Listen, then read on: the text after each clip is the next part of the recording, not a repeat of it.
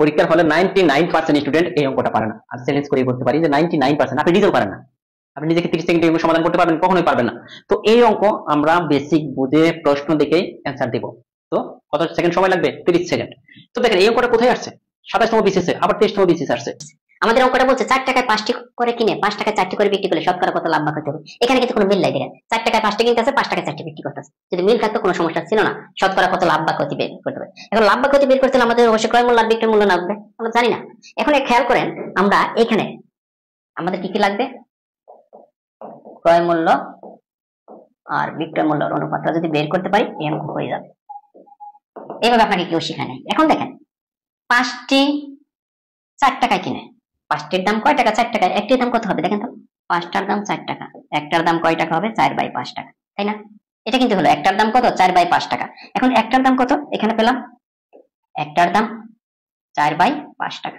Same ভাবে এখানে আমি একটার দাম কত? 5 টাকা 4টি বিক্রি করতেছে, তাহলে 1 টাকায় কয়টি বিক্রি করতেছে দেখেন তো? আমি 4টি বিক্রি করতেছি 5 টাকায়, 1 টাকায় বিক্রি করতেছে 5/4টি, তাহলে 1 টাকায় বিক্রি করতেছে 5/4টি। ঠিক আছে? তো 1 টাকায় কিন্তু আমার এটা বিক্রি হলো।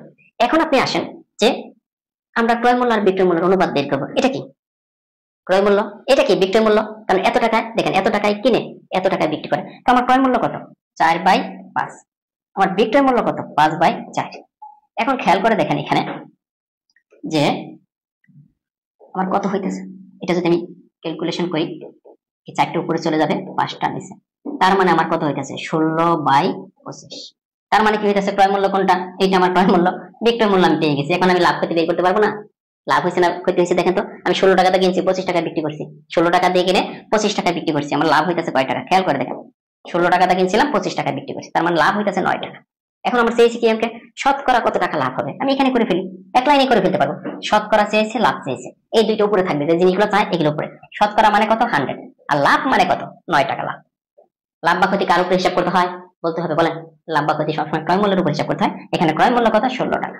এখন এটা কাটাকাটি করেন, দেখেন 56.25 আসবে, এটাই অ্যান্সার। হ্যাঁ, এখন